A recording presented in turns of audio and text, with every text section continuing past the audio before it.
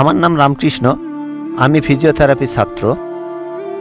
আমার প্রশ্ন হলো, আল্লাহর আদম হাওয়াকে সৃষ্টি করার কি প্রয়োজন ছিল, অথবা এই বিশ্ব জগৎ এগুলো সৃষ্টি করে কি উপকার পাবেন? আমার দ্বিতীয় প্রশ্ন হলো, সব কিছুই কেউ সৃষ্টি করেছে, তাহলে ঈশ্বর তাকেও অবশ্যই কেউ সৃষ্টি করেছে। আল্লাহ শব্দটার অর্থ কি?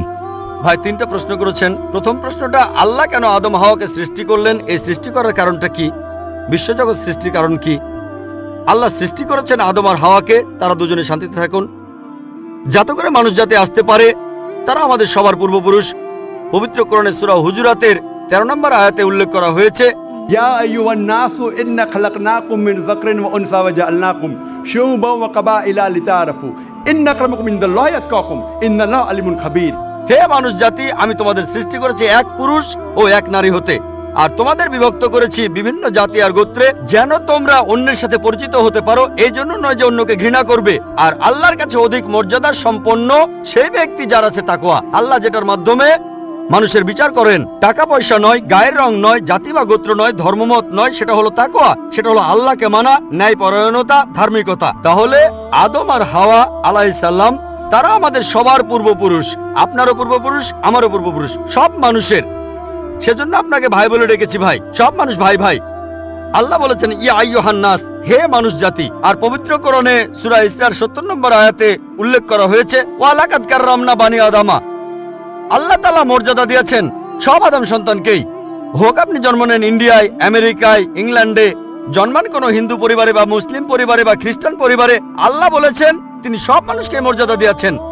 মানুষে জন্মালে আল্লাহ তাকে মর্যাদা দেবেন। সে হোক আপনার নাম জাকির, আব্দুল্লাহ, রামু, শঙ্কর, মানুষে জন্মালে আল্লাহ মর্যাদা দেবেন।